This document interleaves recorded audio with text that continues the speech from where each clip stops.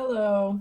So now I'm going into the second stage of this painting to add some more layers of paint and cover up any streakiness or white of the paper. So I'm going to be going in a little bit thicker, and I'm also using, so I have my colors mixed, and I'm using a little bit of the matte medium as an extender to keep the paint working a little bit longer, so it doesn't dry out so fast. And I'm just gonna be laying in another coat and maybe kind of figuring out how to incorporate more of the color throughout. So it's not just, orange, red here and here, or yellow, orange, and then, it's all separate. How can I integrate the color more so there's a little bit of this maybe in here and a little bit of this in the water, because water is a reflection. So you would definitely see these colors in the water. I'm playing with some tones, so that's what I'm going to get started on. I've started working with a light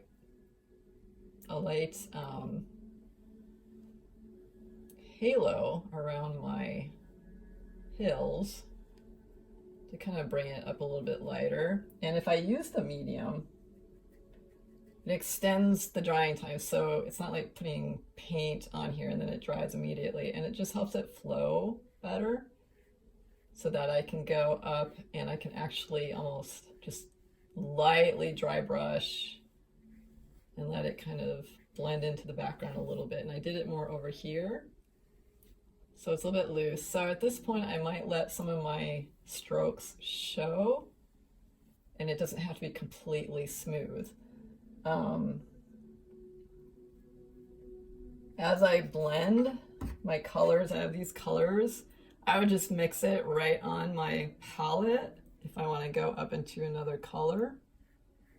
I like some of the orange yellows coming through too, so I don't want to lose that. But if I use just the paint and I go directly on here where it's really dry, it's kind of hard to work with. So using a little bit of that medium, you don't want to get it all messed up like I'm doing, but just helps, bring in a smoother quality to your paint, helps it glide a little bit better. At this point, I can have a little bit of water on my brush, but I don't want this to get so wet, because too much water can break down, the paint too much. So I don't want to do that. So it's better to use a little bit of medium. So that's what I'm going to do. I'm going to go in with the second layer, because you can see like this first layer was just really fast and there's no definition. There's no defining of shape in the water with reflections or any of that, and everything feels very separate. I'm going to work on integrating some of the color everywhere so it just feels more cohesive and more balanced. And I will start blocking in. I have some of these details I drew in. And then the last step would just be maybe hitting some highlights on certain high points, maybe a little bit on the water, and cleaning up edges, which I will do at the very end. Even like my hill, like the edging between here and here would be really soft. You're not going to have a hard edge. So I'm trying to build that into it right away. Instead of having this look like a cutout, I want it to blend. I don't want it to be very hard. Same thing here. It's in the distance, and with atmospheric perspective, it wouldn't be a super hard edge. It would be somewhat soft. The values get cooler as they go back, and they get lighter and more hazy, and it's very soft. So anything up close, you would have more contrast and edges would be a little more defined. So that's the difference between what's close up and what's farther away.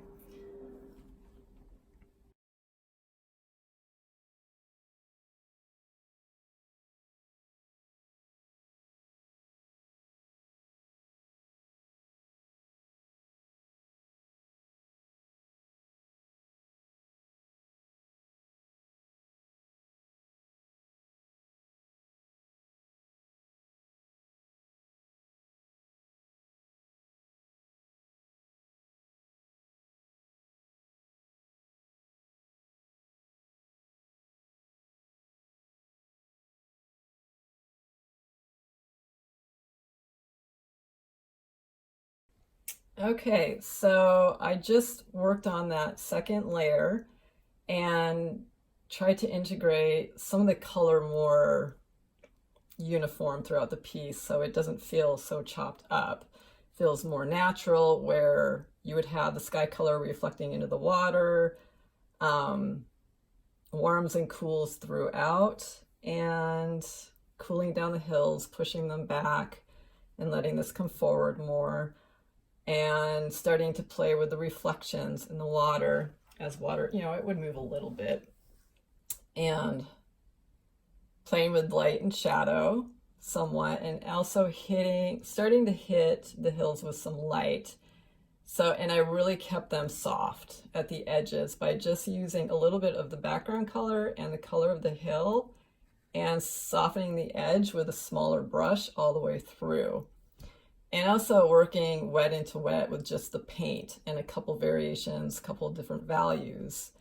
I'm using the matte medium as a flow medium, like an extender, so that it helps the paint flow across the surface better. You can use water too, but the extender, it gives you that feeling almost like working with oil paint. So it blends just a little bit better when you start playing with more color. So now pretty much most of my white of the paper is gone. There's maybe a couple little spots in here that I would go in and I would clean up some of these areas. At the same time, I would start thinking about smaller details now, smaller shapes of color, smaller shapes of value, edging. The edging of my castle is a little rough and very, like, it's too crisp right here. If something is in the distance, our eyes don't see things like that. So for something like that, this will be the last thing I demonstrate. The easiest way to kind of set this into the environment a little bit more is to just mix up a little bit of this color and a little bit of the background color, and just edge it with a really thin transition line. So you're going to want a liner brush or just a really small pointed brush to do this. And you can mix that if you have the colors on your palette. So I'm kind of a mess going on, but I can do that, or I can pull something from the background, like even this warm color here, I could use that. The easiest way is just to do a blend of the two, so it's that middle ground. So I have a little bit of that color right in here. It's kind of all over the place.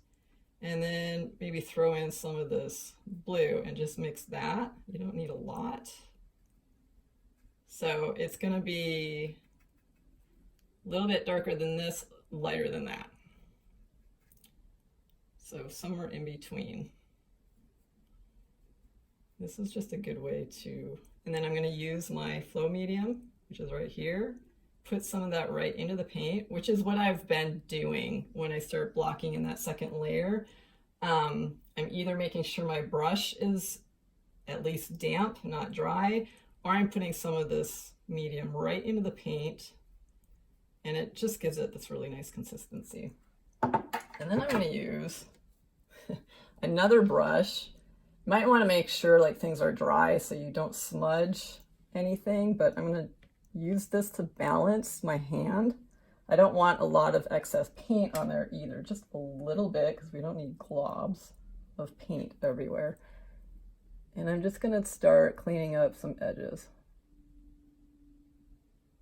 If you want, like before you even do this, using whatever color is in your item that you're working on, you could like make sure your edges are nice and clean and sharp, as clean as you can get, but then you can go back in and do this.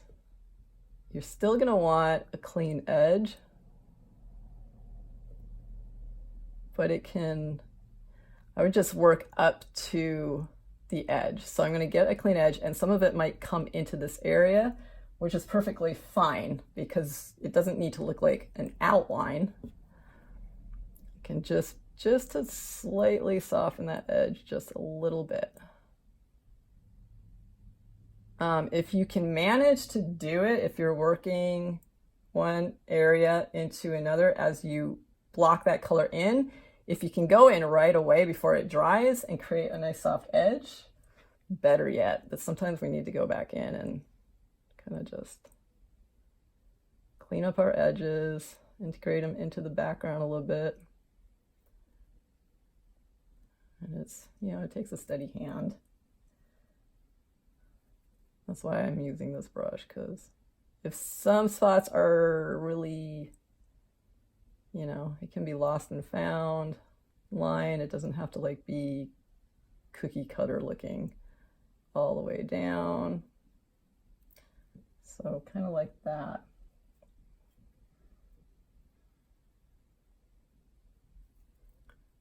I could hit it with some light in some spots. But I'm working pretty loose. I'm not worried about, you know, everything being so perfect, perfectly flat color, even though I'm pretty much treating one area as one color. I'm getting a little bit painterly. I can go back in because in nature, light bounces around. Even indoors, light bounces around. There's every color everywhere. So I could actually take some of these colors and bounce them up into the castle a little bit. Just really loose brush strokes, for instance.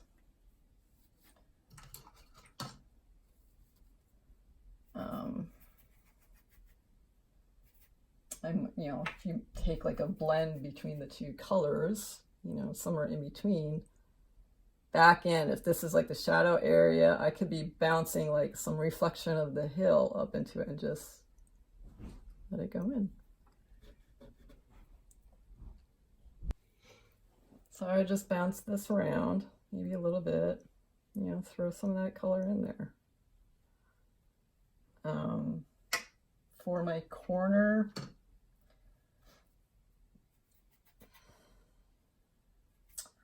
I could use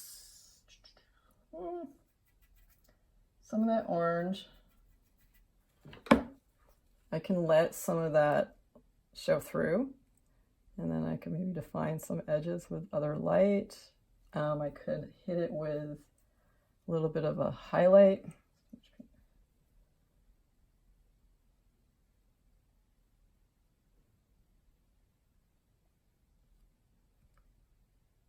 But it can be like lots of color thrown in there. It doesn't have to just be, you know, one solid color. Even if you're still just, I want like simple shapes and filling them in, like my hills and things like that. But once you get that first layer down, you can maybe take a color from over here and throw that into there. It's overall, it still reads, you know, as a blue-green hill in the background, but it has a little bit more variation. It has some texture. It adds a little more interest. Yes, you can still definitely just do flat color too if you want. At this point, you know, it's about getting rid of pencil lines.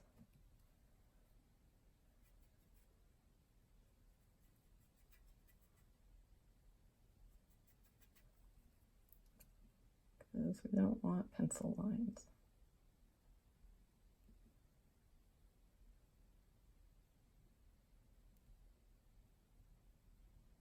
We want it to just be solid shape of color, or color relationships, different shapes of color.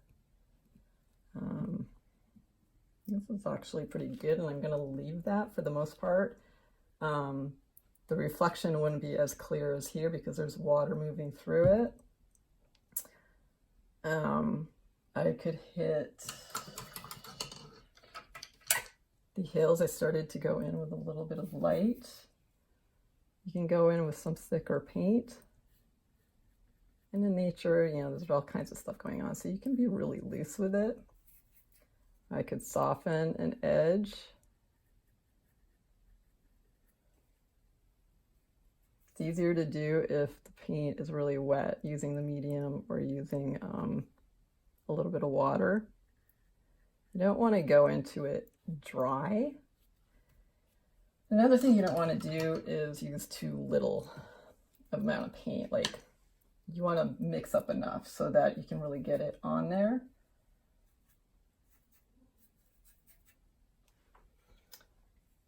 So yeah, you want to mix up enough paint so that you're not applying it really thin and getting kind of like scratchy with it. So you can just lay it in there.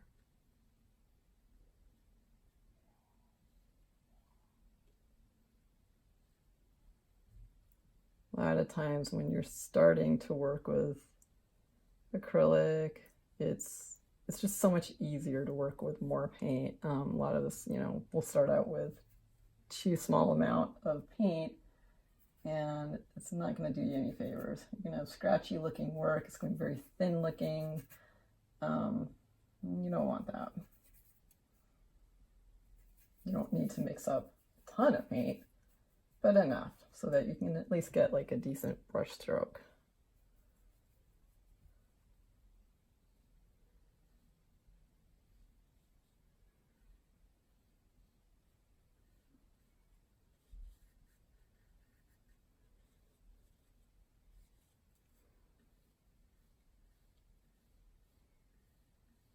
You can.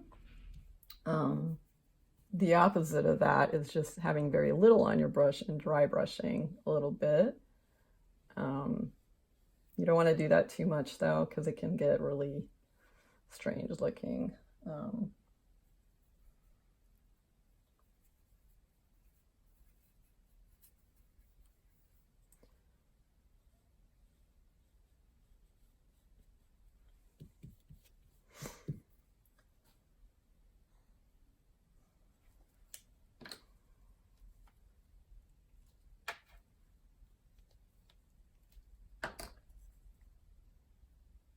So you can keep it pretty simple. It doesn't have to be, you just have a little bit of fun with it. And if something doesn't work, it's fine. It doesn't, you just paint over it like I'm doing right now. There are certain things I don't like, and I might just paint over it. And some things that I do like, I'll leave those areas alone, and then I'll paint other areas. Like, you might see more texture in a certain area and just less in another. And that's fine. Shadow areas, if you have a lot of warm light, your shadows would typically be cooler. So my shadow here is cooler, and then hitting this would be warmer. This is more in the foreground. Just like my water is warm and cool. Always opposites. Same thing, when you're working with complementary colors, you can look at your color wheel, and if I'm working with blue-green, as you can see, and a touch of green, and I'm working with red-orange, which is this, and tints of it, or tones or shades, I can think of that like this is warm and this is cool, right? Opposite.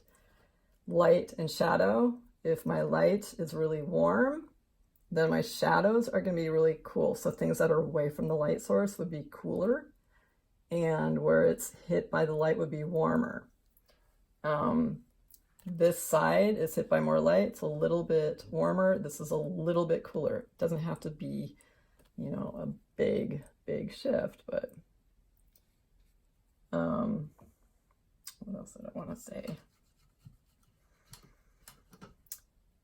Also, for shadows, you can, if you have like,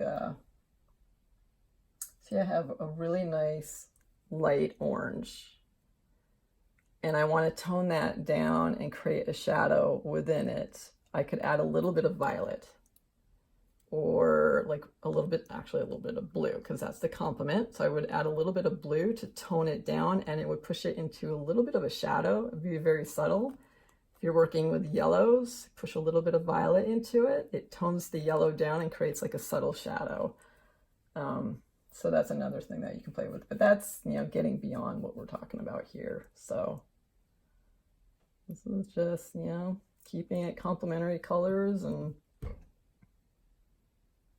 kind of integrating some of the colors so it feels a little more natural. Be playful. Don't be afraid to play with your paint and get more painterly.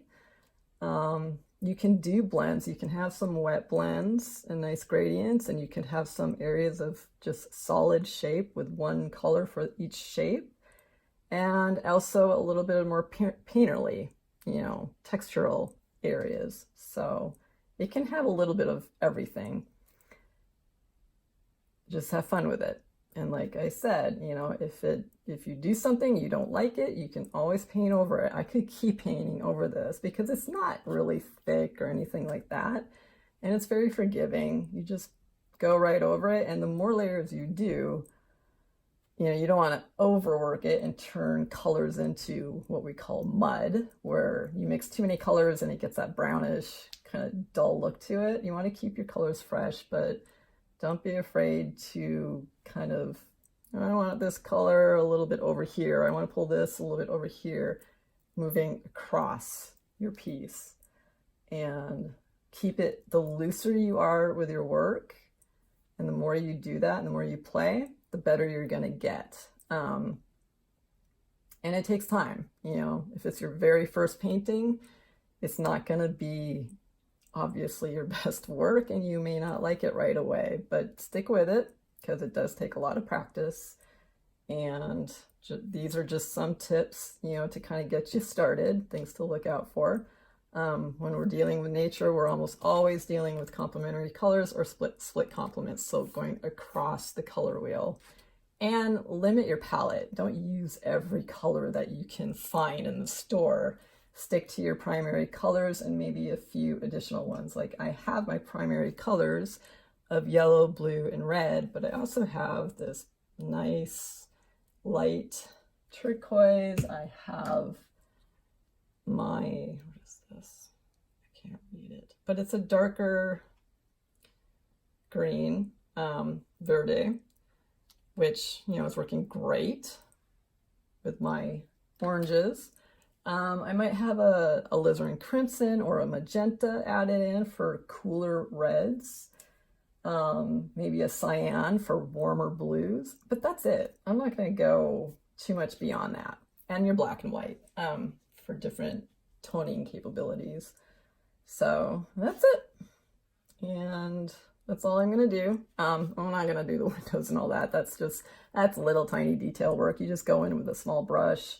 You still, you know, go in, clean up some edges, but like I said in the beginning, as you go layer by layer, you start out with bigger brushes, broader brush strokes, and as you go to each layer and you start going to your smaller shapes, you go from this size brush to using something like this for little details, you know, and that's your final touch. You know, you might hit highlights, little tiny details, leaves, whatever you're doing that's really small, and then just be done with it. Don't overwork it, keep the color fresh. And that's it. Thank you.